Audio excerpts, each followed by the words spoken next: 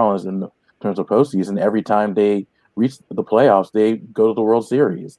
But the Braves are coming in with a lot of momentum. They've seen this team plenty of times before in the regular season this year, and they're taking this team seriously as well. So even though the Marlins are coming in um, relatively hot, I think the Braves are even playing that much better baseball, and that's why they've won three straight playoff games. And I don't really see this team slowing down. Yeah, this team is definitely a team that we talked about it last week that can go very deep into the playoffs. And really, if you look at the team overall, especially when they have the type of pitching that we've seen from them over the last couple of months, this is a team that really should be able to not only get to the World Series, but I think win the World Series. Yeah, absolutely. And I think there was a lot of question marks with the starting rotation because the changes they had to make, specifically with Mike Soroka going down with the season-ending injury. That, but they were able to get Ian Anderson and Kyle Wright to step up, two young guys that's shown they can get the job done in the regular season. And then Ian Anderson, when he pitched in the Reds in the wild card series, was really productive. He gave no runs in 6 innings, and they're hoping the Braves are hoping he can do the same thing against the Marlins squad that's not as great as the Reds offensively, but they can still produce runs. So I think what we're seeing from this Braves team in the postseason is offensively, they were doing the same thing they were doing in the regular season. But I think the pitching has now come along, and that's something that you need, especially in postseason play. Offense is always going to be there for the Braves, but the fact that they are getting improvement from their starting pitching, and they've always had a strong bullpen, that's something that they really wanted to emphasize the season during the off season is make sure they get that bullpen solidified because they know how important that's going to be down the stretch. So this team looks like they have all the tools to make a run at the World Series. Obviously, the Dodgers and the Padres, that series starts tonight. Whoever wins that is going to be really interesting. But the Dodgers look like the absolute favorites to win the World Series. But I think if the Braves and the Dodgers were able to match up in the NLDS, if both those teams advance that far, then I think the Braves have a legitimate shot. So it's going to be interesting to see what happens in this week and next week. Yeah, no doubt. Like I said again, I think everybody's been chomping at the bit, and I tell you, it's funny how things work. So we know the pandemic obviously is not a good thing for anyone to deal with. We don't want in any way diminish the fact that many lives were lost. Many people got sick. I mean, I know some individuals who were literally at death's door. So we don't want to diminish that. But for baseball, what we thought was going to possibly be a problem for baseball has now turned into a resurgence as people thirsty for sports are looking for anything that's going to give them some action. And what better action than playoff baseball? Oh, no doubt about it. I think playoff baseball, whether it's a pandemic or not, is always compelling. It's always dramatic. There's always a lot of action, no matter which teams are playing, and there's always a great story behind each of these teams that have reached the playoffs. If you look at the Marlins, they're a team that lost 105 games last year, and they were a part of a major COVID outbreak to start the year. And Commissioner Rob Manfred was a little bit concerned that they had to call off the season, but they were able to fight through it. They were able to finish the regular season with a 30-1 and 29 record and do just enough to reach the playoffs and win the wild card round. So teams like that, that's what fans love to see. And you look at the Braves; they're a team that has reached the playoffs the last couple of years, and they have shown improvement this season. And they're just a team that everyone enjoys. I think the fact that the Braves and people who grew up in the '90s know about the Braves and know about the run that they had, but I think this Braves team's a little bit different in the sense that they're a little bit more exciting, especially offensively. Because if you look at the '90s, they were all about pitching, specifically John Smoltz, Tom Glavine, and Greg Maddux, and other guys chipped in as well. And there were some good offensive players, but this team is a little bit different in the sense that you have guys like Freddie Freeman, who's probably going to be the MVP of the National League. Ronald Acuna is probably the most exciting player in baseball. Then you have other guys like Dansby Swanson, Marcell Ozuna, who led the league in home runs and RBIs. Adam Duvall. Those guys have really captivated not only just the Braves fans, but just MLB fans in general. So playoff baseball is always exciting. It's only going to get better the days ahead. There's absolutely no doubt, and like I said, we're just so happy, man, that you were able to give us some on the scene coverage. Again, we can't go to the stadium. The other thing too is I want to get your opinion. So I saw a lot of the clips of the game with the first playoff series, and it did appear that there was basically a small mob of people in the Battery. Were you near there? I mean, what was going on? Because it seemed like there was people everywhere, and I didn't see any social distancing of any type. So what they were doing is they had a watch party at the Battery, which is just right outside of Truist Park. And actually, for this series, they have another watch party, but it's actually inside Truist Park. So yeah, there were fans all over the Battery. There were, as you mentioned, not so much social distancing, but they wanted to be close to the action. I think the fact that they weren't able to see games all throughout the regular season and the fact that the Braves were hosting a watch party, they want to be close to the action. I only think as the Braves continue to win, those crowds are only going to get bigger and bigger and bigger, especially if they make it to the World Series. It's going to be a monster crowd. So, yes, the pandemic's going on and you want to be as careful as possible, but Braves fans really want to be behind the scene because they've been behind this team ever since they moved to Cobb County and then SunTrust Park, now Truist Park. So these fans are ready to see a champion, no matter what sport it is, especially here in the city of Atlanta. So these crowds are only going to increase as the playoffs roll on. No doubt. Yeah, I think it's going to be great stuff here in Atlanta. I think this city, like you mentioned, is starved for a champion, and it looks like the Braves are poised to really, bring it to the table. Listen, speaking of a lot of action going on, so we're going to bring this young man in. He's been missing in action the last couple of weeks because he's a hardworking man like me, so I know the feeling. We're going to shift and talk basketball a little bit, but I want to bring him in and just talk with him about what he thinks, about what he's seen. He's not a big baseball guy, but I know he likes action. He is our basketball savant. Deshaun Tate is in the building. What's going on, sir? What's up, Rev B. Jones? How you guys doing today? Doing good, man. Hey, good, man, good to see you. It's been a minute, B. Jones. I ain't seen you in a minute, but I have been following, man. And you've been doing some great work, man. And you're obviously one of very few people that I go to for some of my baseball knowledge, man, when I want to be kept up to date. My Tigers aren't competing, so I'm a little disappointed, but they've had their time to show improve and wasn't able to get it done. But they got a strong tradition, so I'm optimistic that they'll get back at some point. Yeah, man, I appreciate it. And you're right. I think the Tigers will get back there. As you mentioned, they have a great tradition. So I think it's only going to be maybe a year or two before they get back into the American League mix. So it should be interesting what happens with them. No doubt. Like I said again, man, it's got. But like I said, for us here, Deshaun, this again, I know you're a Tiger fan, but what was your sensibility seeing the excitement of the fans down there? Because all of us have been kind of away from the stadium, but to see all those fans for the Braves getting so crunk out there in the Battery. Man, it makes me happy. I mean, more than anything, as long as they're doing it in a form of safety, then I'm good with it all the way around, all the way across the board. I mean, you start talking about how this organization, a lot of people hang that little carrot over their head of their 14 or 15 or whatever it is, division titles, but not being able to get the job done. This is that time of the year that, always excites me. And I know that's probably kind of hard to believe because they're not typically playing basketball at this point, but getting ready to play basketball. But you always have your NFL, you always have your college football around this time. And more than anything, what I think is so extraordinary about it is the fact that when October hits, it's playoff baseball. And I can't be the person, I'm not going to steer B. Jones or the Rev the wrong way. Who would I be lying to the Reverend and tell you that I'm watching a ton of baseball, 160 something odd games or whatever the case? I'm not going to be that guy. But around this time of the year, it's just like March Madness. And so I get it. Yeah. A lot of people are like, I don't watch college basketball throughout the course of the year for whatever reasons. But when it hits during a certain time of the year, I'm always locked in. So I have been kind of paying attention and checking things out, seeing what the Braves were doing, obviously, hoping that they do well. Not a Braves fan by any means. However, this is where I live. This is where I reside. And it would be nice to see a parade or something really positive happen here outside of Atlanta United.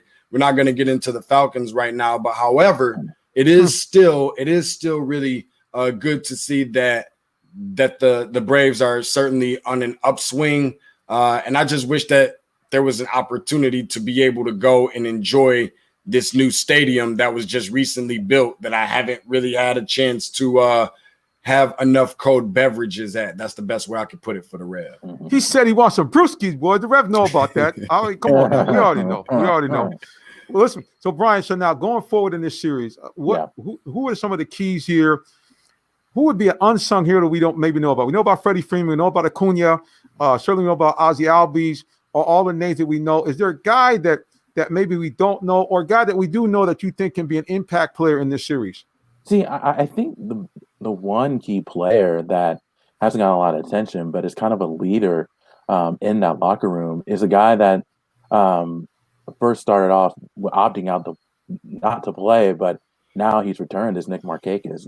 If you talk to guys like the younger players, even some of the veterans, Nick Markakis has been a guy that's been around for so many years, did a lot of great things with Baltimore Orioles, has over 2,000 hits. I think he's a guy, and he's seen his share of action during these playoffs, but he hasn't really had that big moment just yet. I think that's going to happen for him because with the Braves, and I mentioned they're so deep when it comes to offensively, 1 through 9, you're always going to get production out of someone. But I think when you look at Marcell Ozuna out of all, Freddie Freeman, Ozzie Albies, Ronald Acuna, those guys have stepped up.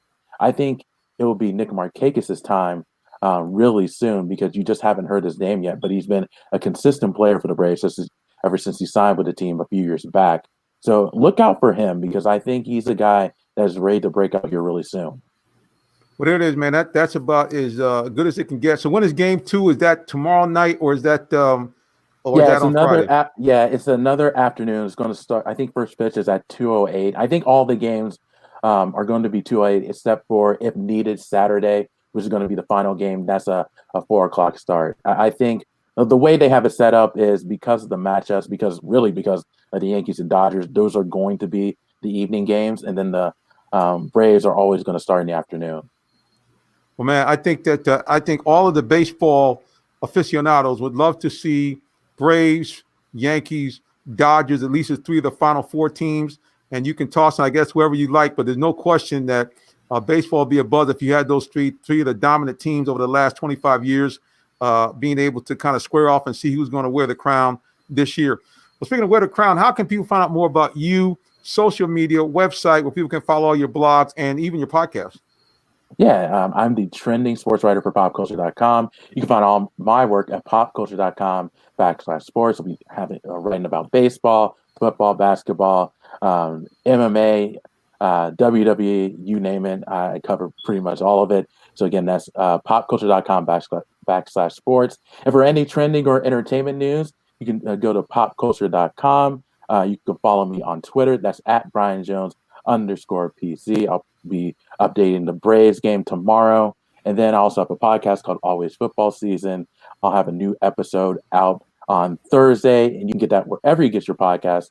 And I also have a Facebook page for that. That is facebook.com/Always Football Season. Hey, man, you heard that? Brian Jones said he's into the MMA. Bam! He's into that hardcore. Jones, I know I had it in you, man. Well, listen, as always, we appreciate you stopping by and joining us. Always good stuff. And like I said, all we can say is go Braves, because right now they're the hottest thing in town. Absolutely.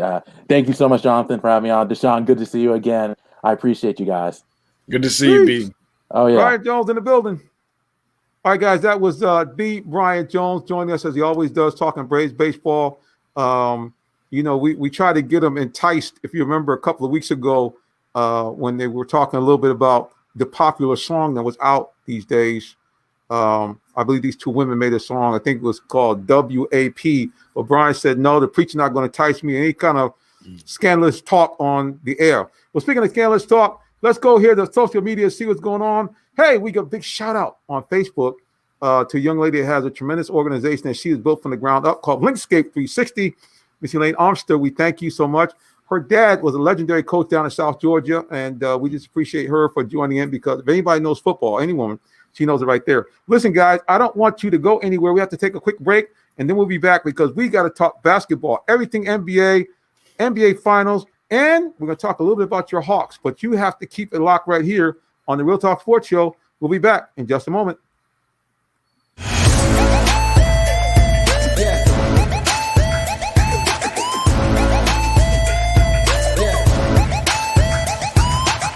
This is OJ Howard with Real Talk Sports. What's up, guys? This is Tim Tebow. You're listening to Real Talk Sports. This is Charles Woodson. Let me grab the mic. You ready? This is Charles Woodson with Real Talk Sports. Hey, it's your boy JB Smooth with Real Talk Sports.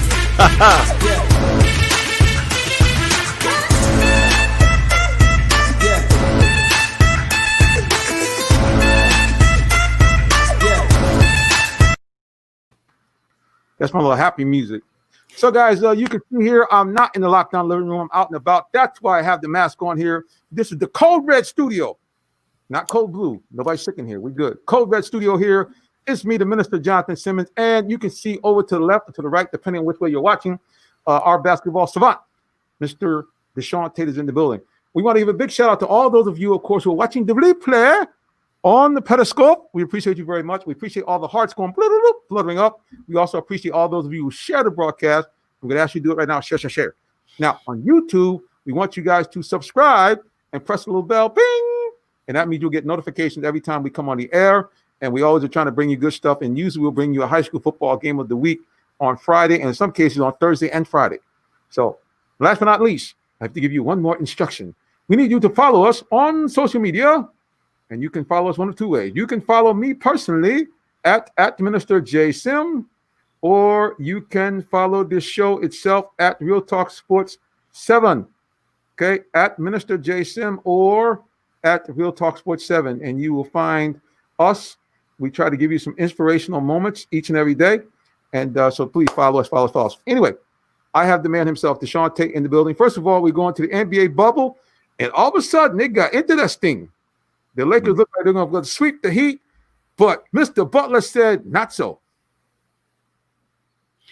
It's crazy to think about this, Rev, because the simple fact, I'm a little disappointed in the Lakers for not sweeping. And typically I'm the guy that wants to see more interesting, more entertaining, much closer series.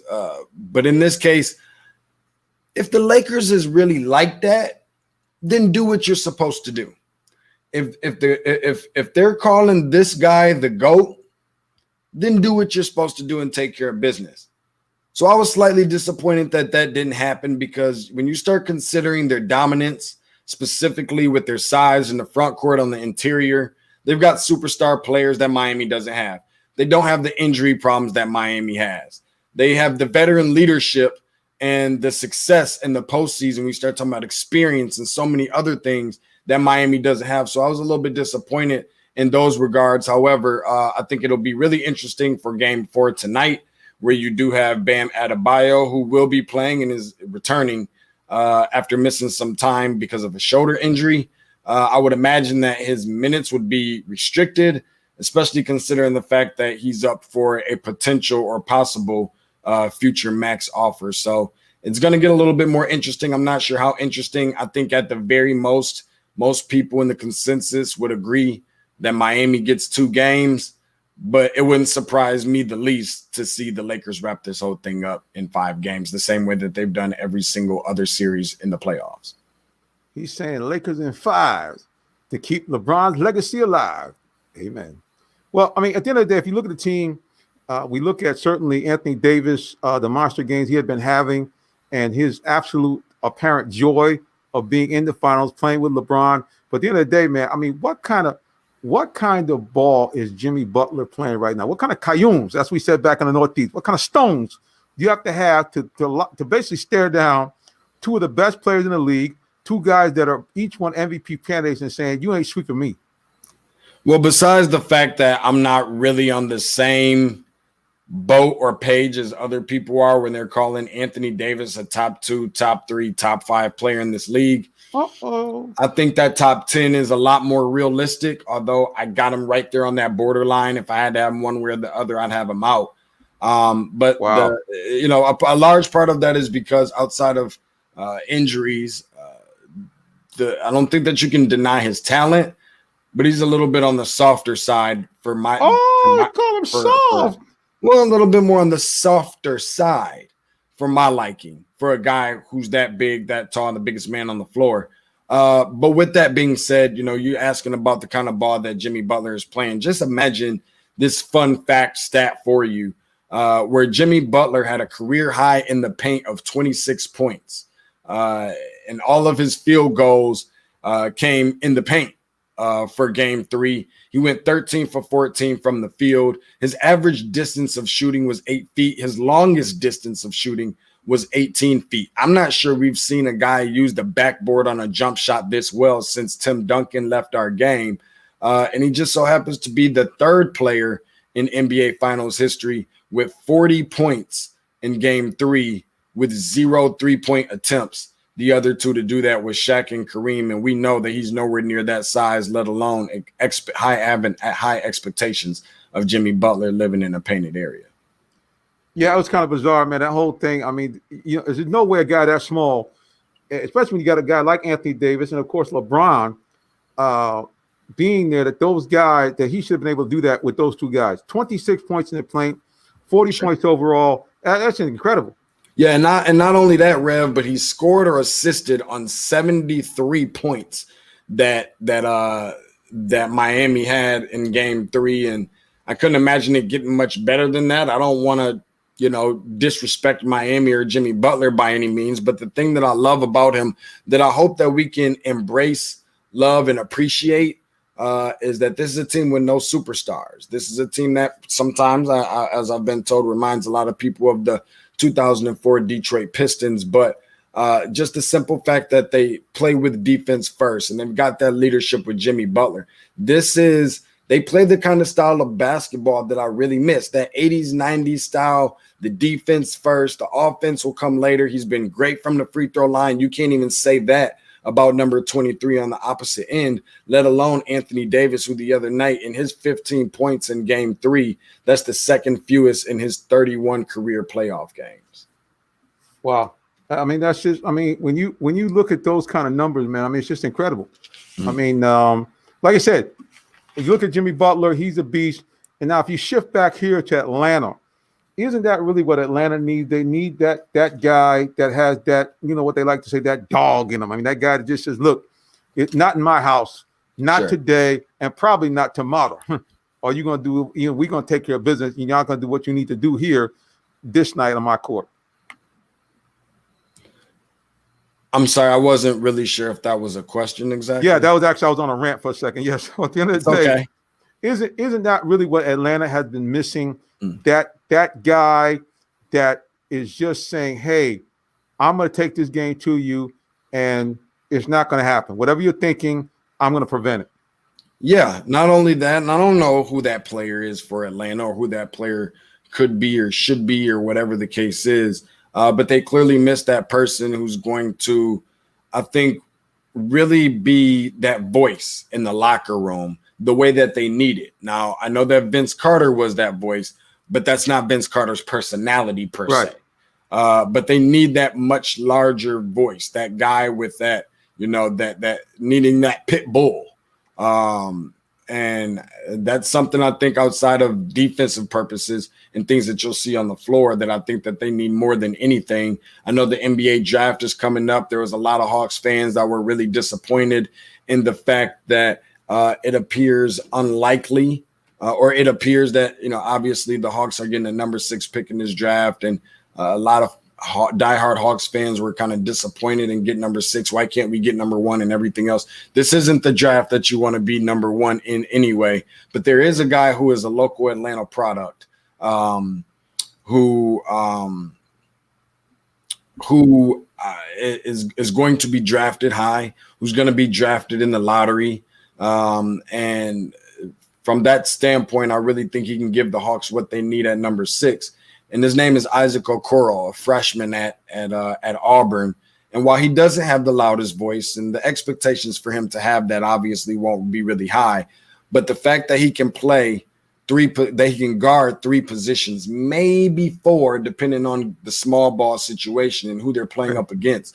He can defend all of those positions, and he embraces, playing on the defensive side of the ball. So that's just a little bit of a tidbit for those of you who, after the NBA finals are over with and we start shifting gears towards the draft and you're wondering what the Hawks should do.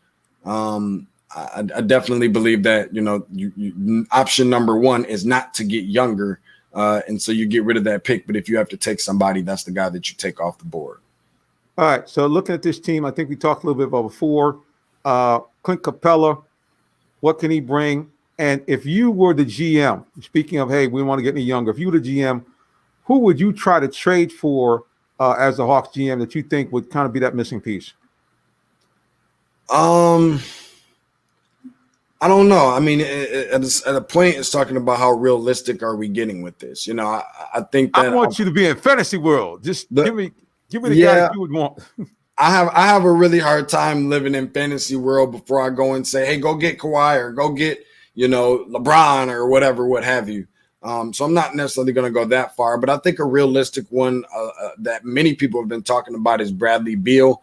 I'm not sure if that's the perfect fit or how ideal it is, but I don't think that is bad by any stretch of the imagination by any means.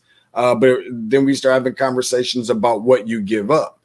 We didn't see a lot of promise in Cam Reddish where people had high expectations, but there were still some red flags hanging over his head coming into the year. You saw some flashes, but not much more after that until you got towards the tail end of the season where he was able to string together quite a few really good games. And while a lot of people praise him for his defense, I think that in some cases his defense overshadowed his terrible offense.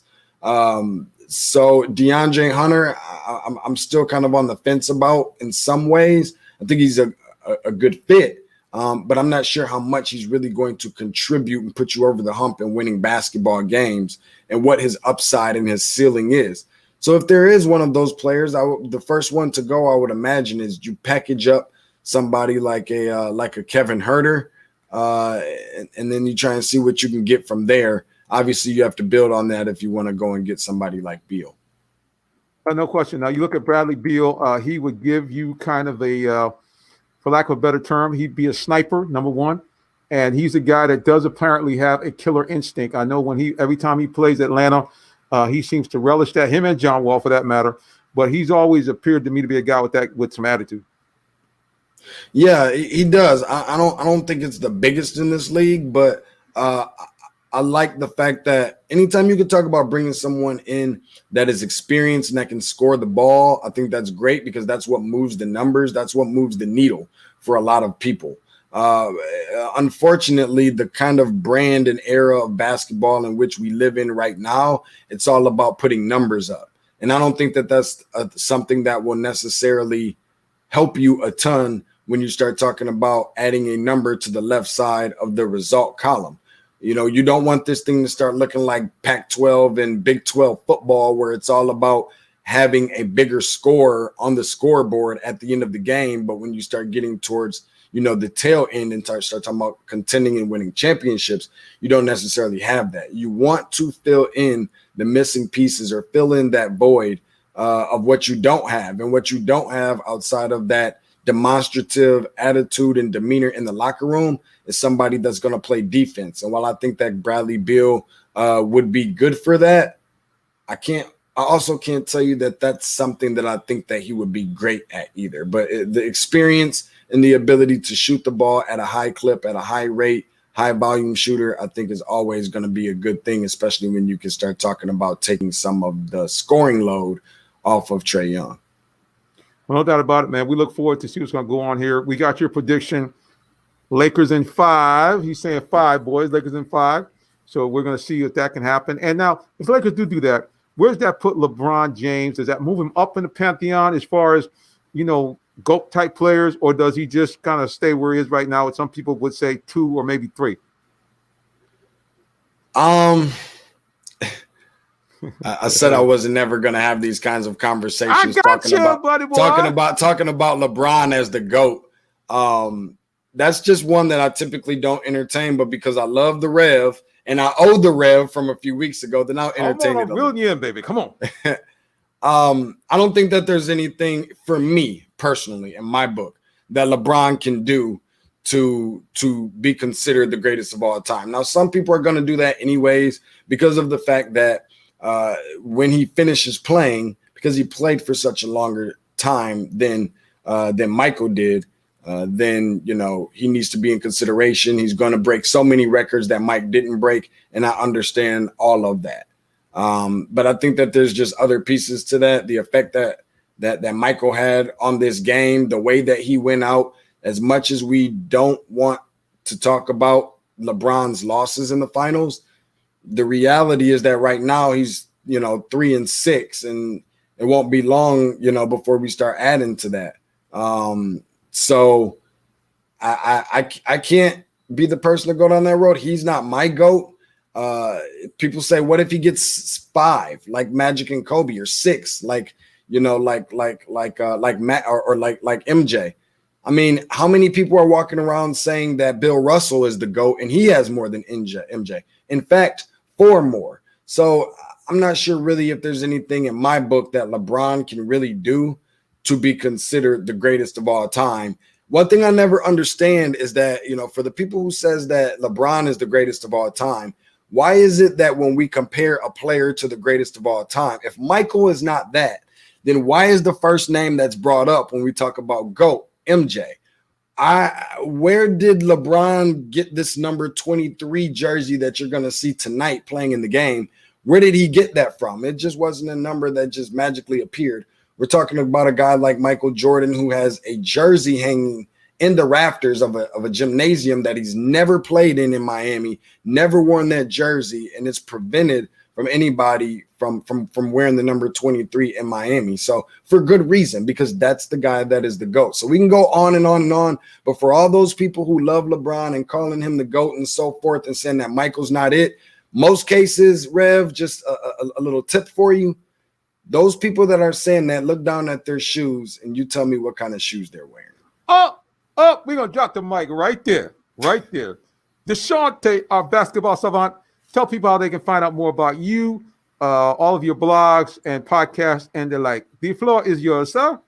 At Tate's Take Hoops on the Twitter, all social media platforms, TATES TAKEHOOPS hashtag.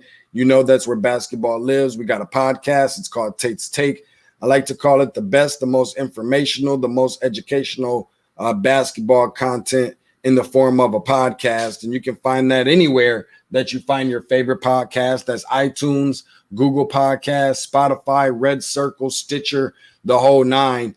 We stream live on Instagram. We stream live on Facebook. We stream live on YouTube as well. So be sure to go and subscribe. We have really, really great guests that come on. We had Rob Parker on earlier this week.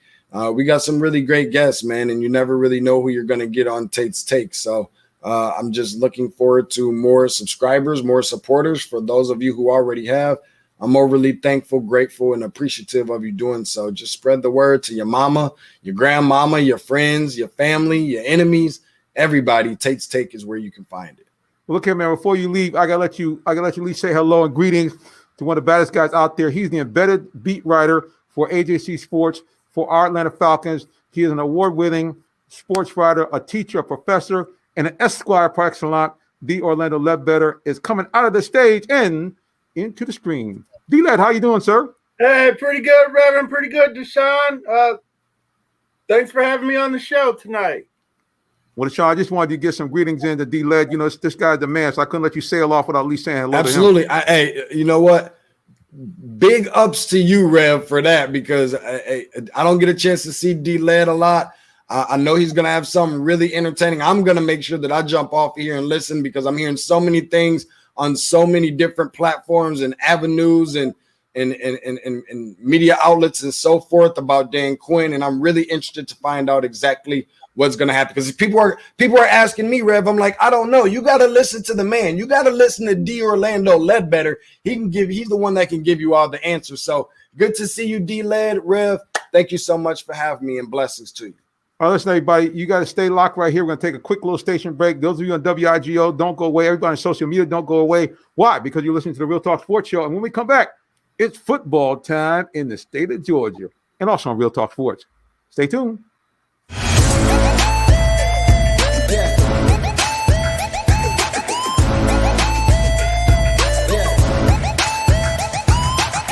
This is OJ Howard with Real Talk Sports. What's up, guys? This is Tim Tebow. You're listening to Real Talk Sports. This is Charles Woodson. Let me grab the mic. You ready? This is Charles Woodson with Real Talk Sports. Hey, it's your boy JB Smooth with Real Talk Sports.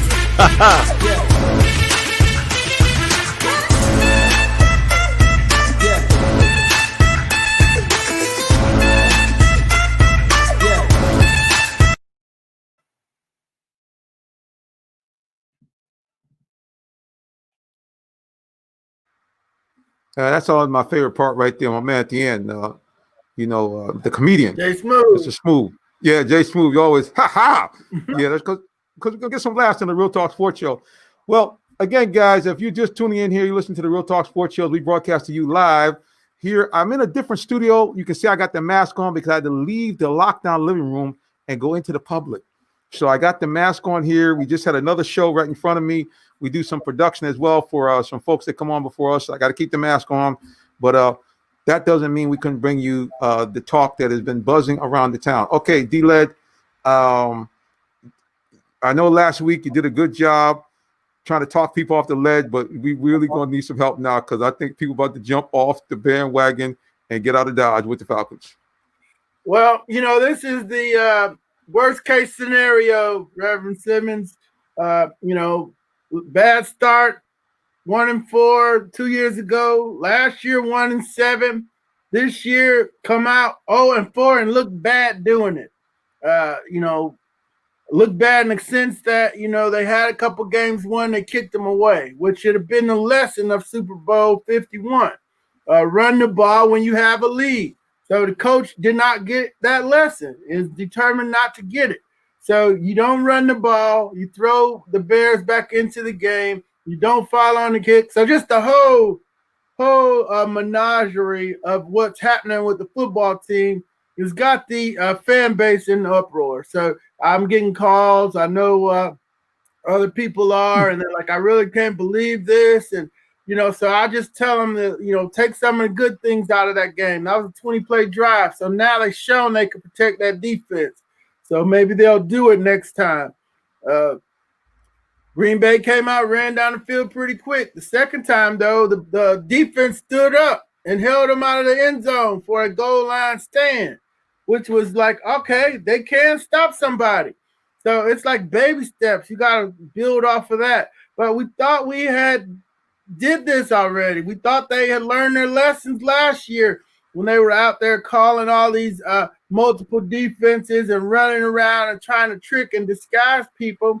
They didn't win until they just sat in their defense, played the play, and got off the field and created some turnovers, simplifying things. So consequently, you got guys running around wide open. So we'll just see how it goes from here, Reverend Simmons. Well, no doubt, a lot of frustration. I'm going to pop this up on the screen, guys, while we're talking here. So this is what I kind of jotted down these notes here. If you guys can see this, here it is. Falcons' frustrations are this. Number one, they don't score touchdowns when they need it most. Number two, the players don't seem to execute in key spots. Number three, players don't seem to be used to maximize their skill sets. And last but not least, very predictable play calling. So that seemed to be the Falcons' frustration here as we see it on the Real Talk Sports Show. Mm-hmm. So what do you think of looking at these issues here? Okay, if I look at number one, this whole idea about the team not scoring touchdowns. You mentioned it. They had, I don't know if this is a record or not, but I got to think that they're the first team ever to have a 20-play drive, or play at least 20 plays and not score a touchdown, or a team to hold the ball for at least 10 minutes and 30 seconds and not score a touchdown. I never heard that before. I didn't see that one in my research here, but it was the first time that they had a 20-play drive in the Falcons' history. They don't say whether you scored or not. I don't think we even seen them throw the ball in the end zone. I don't remember if the ball even went into the end zone or at all, or they just dinked and dunked it all the way up there. Yeah, you gotta have a touchdown there. The end of that Bears game, you up 10, you need a touchdown. You send the kicker out there for a 48-yard field goal and he misses it. Well, he shouldn't have been playing anyway. He's out there with a strained leg. So and then you try to come back and throw an interception deep because that's not really what Matt Ryan does. So the offense not scoring when they need to. They're good for this, Reverend Simmons. And I did this show in Milwaukee. I was like, the Packers going to go up about 40-7. Then the Falcons going to score a couple touchdowns and make it look good late. And, that's just what they did. It was 20-3. They scored a touchdown to get within 11. Of course, the Packers just came right out and went back down the field. So they're good at scoring those garbage touchdowns and make it look closer than it actually is. No doubt. If you look at this, so that drive, now again, I'm not trying to say they won the game, but how important would it have been for them, even in terms of team psyche, had them been able to score that touchdown on that really a magnificent drive up to that point? That might have lifted the defensive spirit. I mean, it was 7-0. They could have tied the game up 7-7. At least they could have been in the game competing for a while. But 7-3, you kind of know, like, that's not going to cut it against Aaron Rodgers. You know that. You walk back to the sideline knowing that. So, that had to be a big thud that they couldn't get that ball across after all that. They moved it from the 1 all the way down. I mean, they did a great job. But when it's time to make a play in the red zone, Gurley made some after that. But I don't know. I would have, maybe tried to get him a one-on-one with a linebacker or something. But you got to make that play down there. Yeah, I'm always baffled of a couple of things. I look at this team here. So once again, our second thing was that we said that the players don't execute in key spots. So we saw Matt Ryan do what certainly I pest him about, not running like Michael Vick, but running just to either move the chains to extend the drive on a first down or to make a more manageable down. So in other words, if you remember, he ran for the first down the first time and then ran for about 5 or 6 yards. They had a 4th and 2, which they converted. But when it came down to when they needed to make a play, he just said, hey, I'm just going to try to run around and throw it. And so we don't see that in the clutch. Yeah, I'm not expecting him to run the ball. I want to see him throw the ball on time. So if the route combinations aren't such that somebody breaks free, then he's left, he's stuck. So these teams watch so much film that you got to get creative with those routes. And it's not that hard. We saw this for about 8 years. They would put somebody right behind Tony Gonzalez. Wherever Tony Gonzalez went, the other person was wide open. We saw the Packers do it last night. They put Aaron Williams and that tight end together. And for some reason, both of the Falcons went with this tight end that nobody heard about and left the running back in the end zone by itself. So other teams are doing it. And I would think the Falcons should be able to do that too, to get their guys open. I don't really want them. I don't want a running quarterback. I'm just not in that. I'm not in I'm kind of the old school traditionalist. I see the new running quarterbacks coming along. Mahomes has won a Super Bowl. Russell's won one. Lamar, when he didn't look bad on Monday night trying to pass the ball down the field. He can't. Every ball can't be a fastball. So I don't really want my quarterback running for the first down. That's going to be the running back's job or the receiver's job. He's got to find them and deliver the ball. Now, speaking of that, so we don't want to continue to just slam Matt. Okay, so execution. We certainly saw some rarities last couple of weeks. I think in game 2, we saw Julio drop a short touchdown, and then we saw Ridley do the same. I know it's a rare thing, but these are the kinds of things that we just constantly see from this team. Is it something that you see during practice, or is it just bad fortune? But why is it that it seems like in these key spots, key Falcons just can't seem to make plays? Well, a lot's going on right now, and with the COVID testing, no practices. Julio's hurt and trying to play. Calvin's trying to prove he's a superstar. But he's got to make those catches. They both got to make those catches. No excuses. My rule is the ball touches your hands, you got to catch it. And they're paid to catch the ball, and they know that. That's why Calvin Ridley was on the jugs machine this summer, catching 700,000 balls and whatnot, however many balls he caught. So they need people to make a play. That's where they come. They're waiting to make the play. That's how they make their money. So those guys got to step it up. No doubt. We just need to see that consistently. The other thing we talked about was players not being used to maximize their skill set. You said something earlier about using Todd Gurley in the red zone. What else would you like to see the Falcons do? Because they have all these weapons, great tight end, 2 great wideouts. We now have Gage, the third guy. What would you like to see them do more of, especially on the offensive end? Yeah, I'd like to see them, use those weapons in some bunch formations to where, they're all going like kind of a helter-skelter thing. And, somebody should break free, and Matt could feel that and read that. I see them spacing out in 5 wides at the goal line. And, I mean, that's only one thing, everybody's going to go and turn around. I know what that is. That doesn't really, confuse me. And then I don't know why you're throwing on the 2, but that's modern day football right now. They do that. So I like to see some more creativity in the route combinations. Now, you said route combination. I think you were talking about earlier. You're talking about when you have multiple players go into a zone and then break out to confuse the defense. Is that kind of what we mean? Yeah, that's called a flood concept, where the quarterback's got a high-low read, and if the defenders go with the high guy, then you got the low guy. If they jump the low guy, you throw to the high guy, and then you might have a breaker off of that.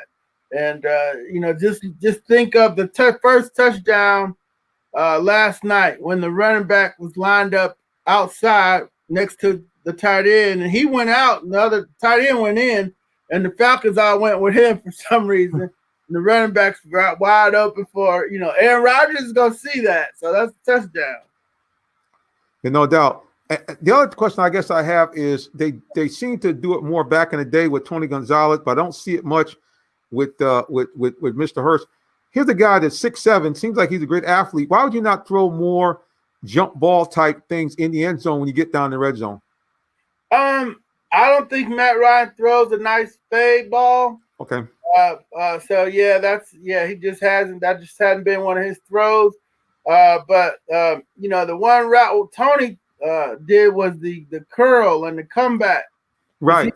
Turn around, and the linebacker can't get around him. He's so big, and he's not dropping anything because he basically is posting up. He was a college basketball player at Cal too, played with Jason Kidd. So he was a power forward. So he knows he'll post up on the football field and wait for the ball.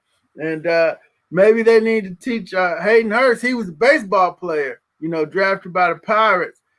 Maybe they need to teach him some of Tony's post-up moves. Yeah, I was thinking, man, because there's a guy that, on paper and and he's made some great catches so far being here. Big guy, athletic. You would think that he should be able to make more plays in the red zone. No question about it. Even a pick play type thing. But you're gonna be looking for your tight ends there, and he should be a guy. Yeah, you can put him up high. He's gonna be bigger than most D-backs, and he needs to go up and go get it. And didn't Tom Brady do some stuff like that with Gronkowski, similar type things? Oh yeah, no doubt. I mean, I remember them.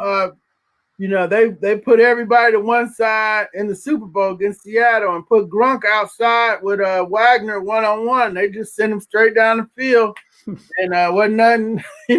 Wagner's just fighting away. Wasn't nothing he could do but make the tackle. But it was 22 yards down the field. So, maybe you can do something like that with get creative like Bill Belichick used to do with Gronkowski. Definitely like to see that. So the last thing we talked about is predictable play calling, which I think you just addressed. How can the Falcons do a better job in their play calling? Yeah, I'm not. That's the easiest thing for fans to say because, you really, it's so complex with the play calling that they got computers spreadsheets.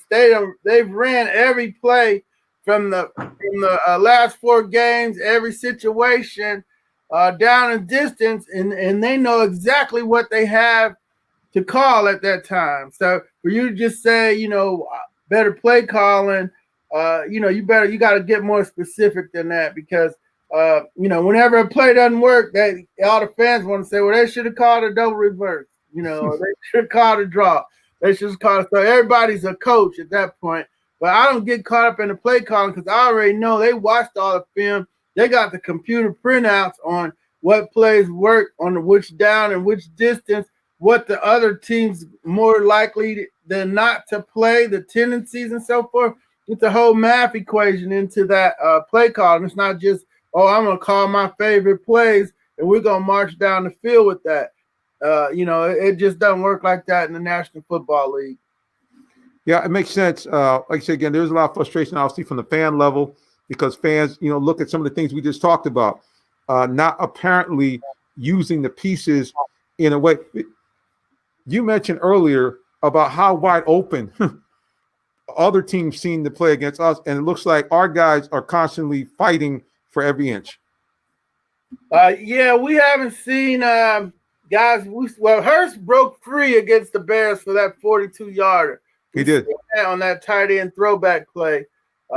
But yeah, they seem to have pretty good keys on what we're trying to do, and so then that makes the fighting a little bit harder. So we're gonna see them get a little bit more creative here with the young kid from Virginia, Olamide Zaccheaus, who had 8 catches for 86 yards. I think he's going to be playing a lot more. Russell Gage is they're playing him, but I think he's hurt, and Julio is definitely hurt. So we're going to see some more Ridley, some Olamide, and then they're going to have to throw it to the tight end more here in the next couple of weeks. No doubt. I'm looking forward to them, again, getting a bit more imaginative, a bit more creative here as we move towards the end of the season. Okay, the burning question. I know everybody's blowing your phone up, hitting you on Twitter. Any rumblings or any crack in the wall in the front office about Dan Quinn? Not really. The owner is in a different place than he was with the franchise. With Coach Smith, he really likes his coach. He wants somehow for this to work out for him. And, they keep telling him everything that he wants to hear and so forth. So, it's not a money issue other than they'd have to pay him, I think, 2 years left. But it's not a money issue where the fans are not going to come to the game and turn their tickets in, because they've already done that. The PSLs are being defaulted upon, and the fans can't come to the games anyway. So the ones that will come will be you're probably the ones that, or going to be positive supporters. So he's not afraid about how it looks. He wants the coach he wants it to work. He wouldn't have brought him back if he didn't want this to work. And, looking at the schedule, I think it is, I had it in the paper. I don't know if I'm going to remember it off the top of my head. I think we got Carolina, Vikings, Detroit, Carolina again, then Denver. All those teams are 1-3, or except for Carolina. Carolina's 2-2, Minnesota's 1-3, Detroit's 1-3, and Denver's 1-3. So it's gonna be the battle at the bottom for a while. And if he can win that, that will give him a chance to get to 5-4 and say I told you so, and they play like they fix stuff. But then down the stretch you finish with Tampa Bay, Kansas City, Tampa Bay. Yeah, so that doesn't look very promising on the home stretch. But nevertheless, you're right. If they could somehow right the ship, at least get to 500 or above, if they could split with Tampa Bay, we don't know what New Orleans is going to do, or Carolina for the rest of the season. They could, in fact, slip in as division champion, but that would take a lot of work. All right, speaking of work, let's go here to social media. We got Emmanuel Johnson saying, why is Dan Quinn still the coach? Let's go back to social media. More comments here popping through now. We got everybody excited. Yeah. We got Sade LLC said, do you think the injuries are also an issue? The coaches are using them. They can use that as hey, well, our guys were hurt, and the owner can either buy it or not. He didn't buy it with Mike Smith, so the coaches are going to definitely point that out. Right. And let's see here. Also from Emmanuel Johnson, he wants to know, why is Arthur Blank now accepting this mediocrity that he's seeing here on the field from the Falcons? Well, I think I think he doesn't see mediocrity. He sees a good team struggling, a good team that didn't have the benefit of the offseason. So, I mean, they're not getting the results that they want, but they don't see themselves as the 0-4 team. But, so he doesn't believe he's settling for mediocrity at this point.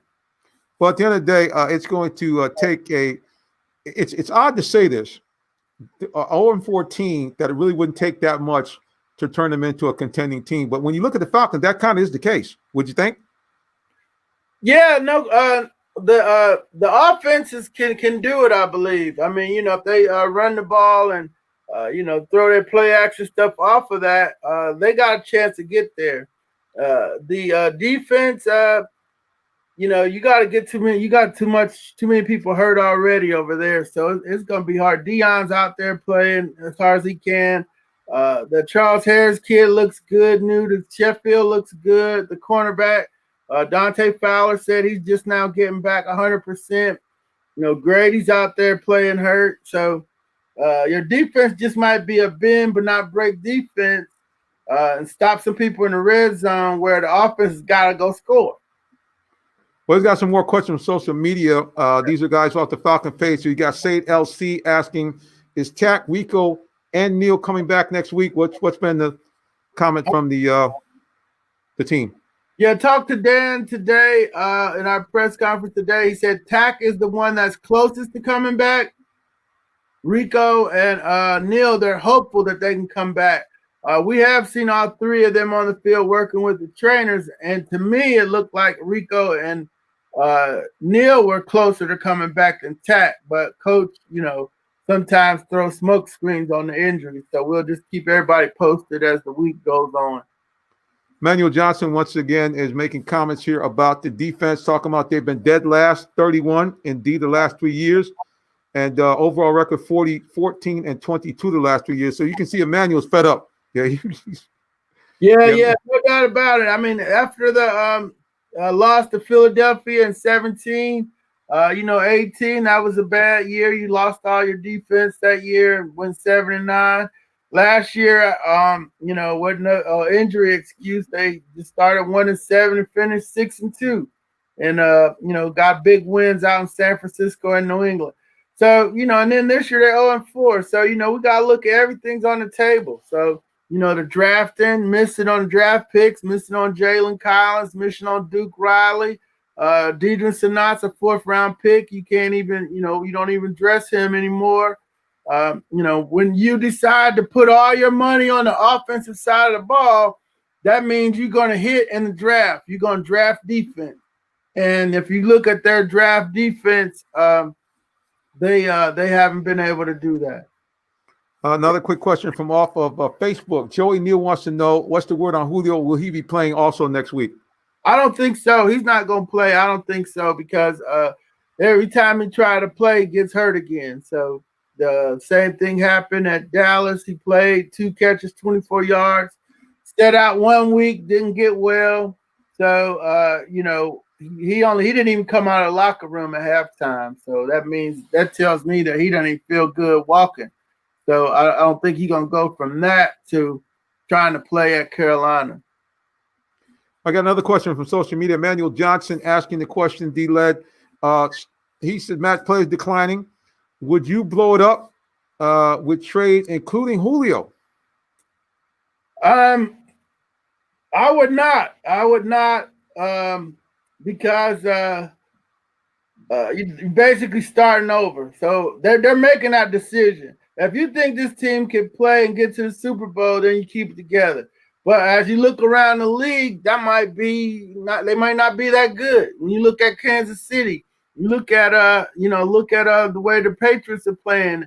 Look at Lamar and them. If you're in that next group of also ran teams, you can make that decision. I think I did this summer. It's about 2 years off. Matt's got 3 years on the contract. You can't really, nobody's taking a 35-year-old quarterback with $30 million due in the next 2 years. So So, once you paid him for that long-term contract, you were married to him till he's 38 and maybe 37. So you got 2020, 21, and 22. And then you could start looking to get rid of Matt, and Julio is sooner. Next year you could get them off the books. You can take them off early because the salary cap's going to go down next year too. So it could be coming sooner rather than later. Well, that's it, man. I mean, there's no question that there's going to be a lot going on at the Falcons camp these next weeks coming up. Obviously, it all depends on if they can catch their winning stride.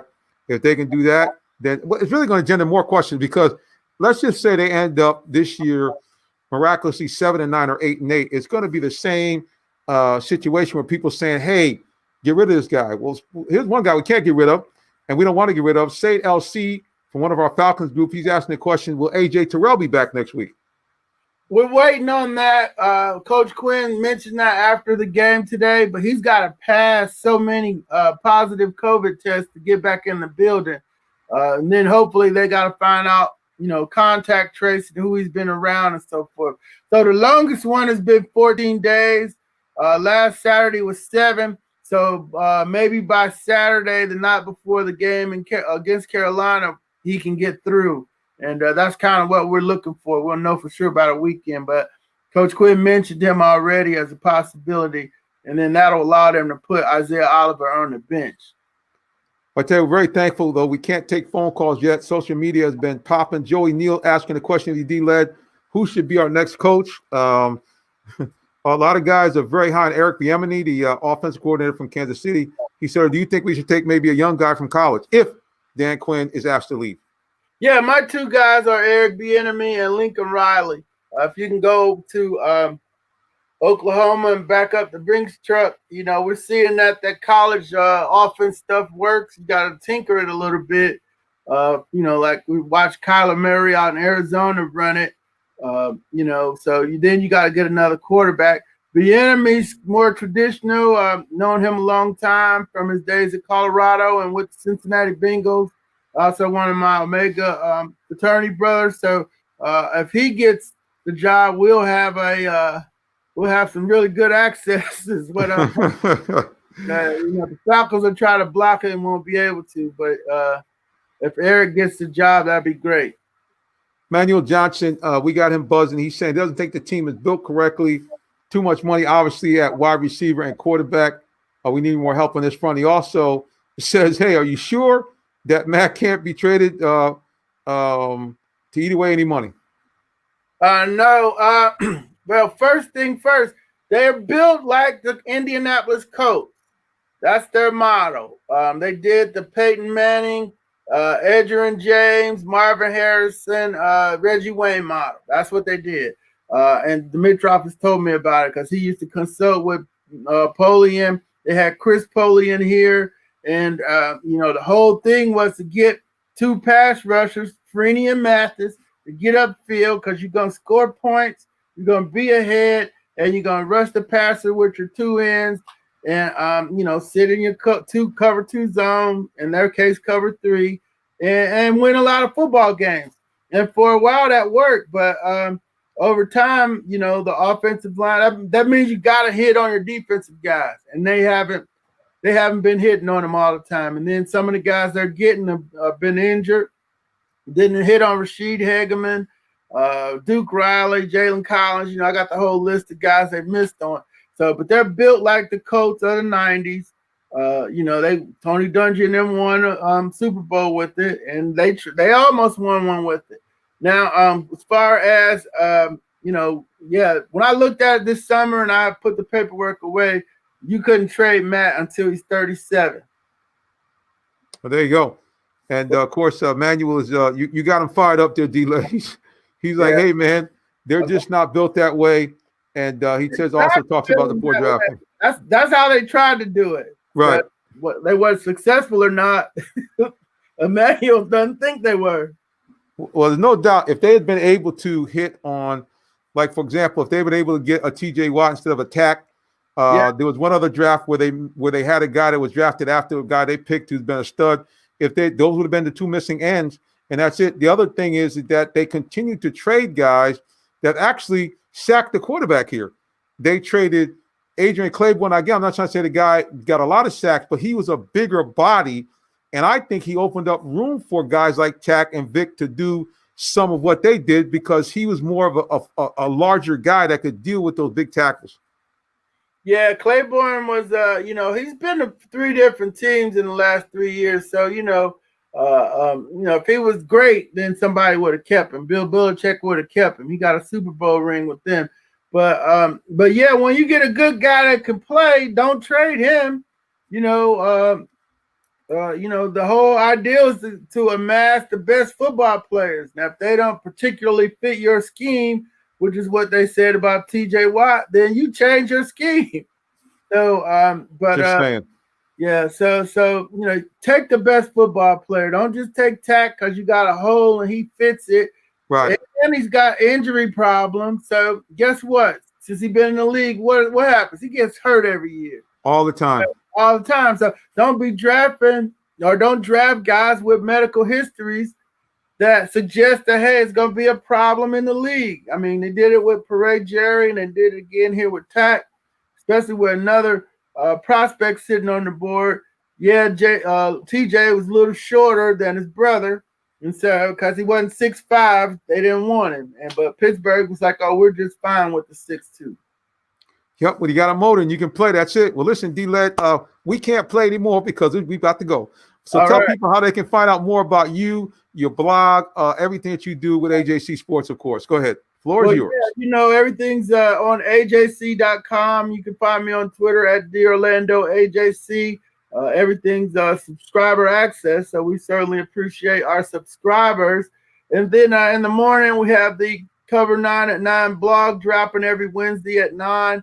And the Bowtie Chronicles podcast tomorrow, taking a look at the Carolina Panthers, drops at 8 o'clock on AJC.com. We thank you all for coming by.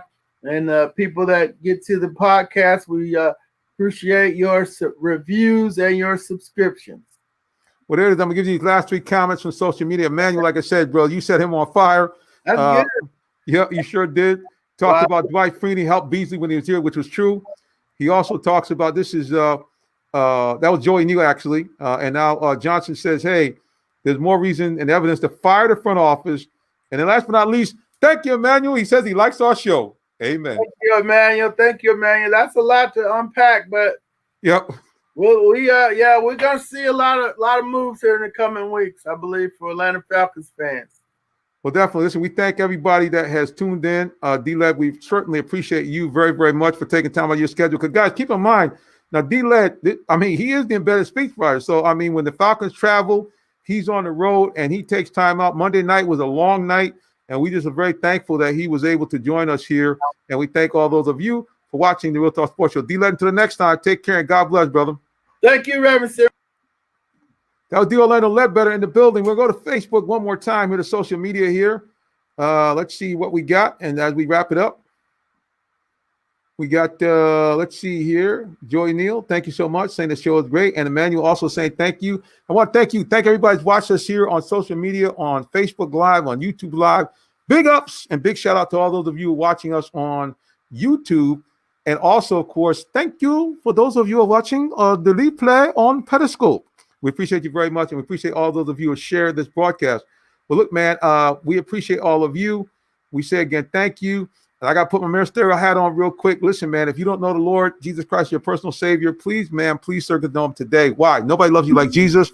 Not your mom, not your grandma, not your auntie and them, not your BFF, not your bae or your boo. Why? Because He loves you. He made you, and He died for you. So here's how you do it. Number 1, repent of your sins. Number 2, believe that He died for all of your sins, past, present, and future, and that the Lord had raised Him from the dead. And go tell somebody. And voila, you shall be saved. And here's the cool thing about that. Not only do you get a chance to live a life well lived here upon the earth, when you get out of here, you get to go to that happy place called heaven. And you can't get too much better than that. All right, guys, listen, again, we appreciate you so much. Thank you so much for joining in the broadcast. Please listen, follow us anywhere on social media at Real Talk Sports 7. Follow me personally at Minister J. Sim. Definitely would love to connect with you guys. Until the next time, God bless you and have a good Night. So long.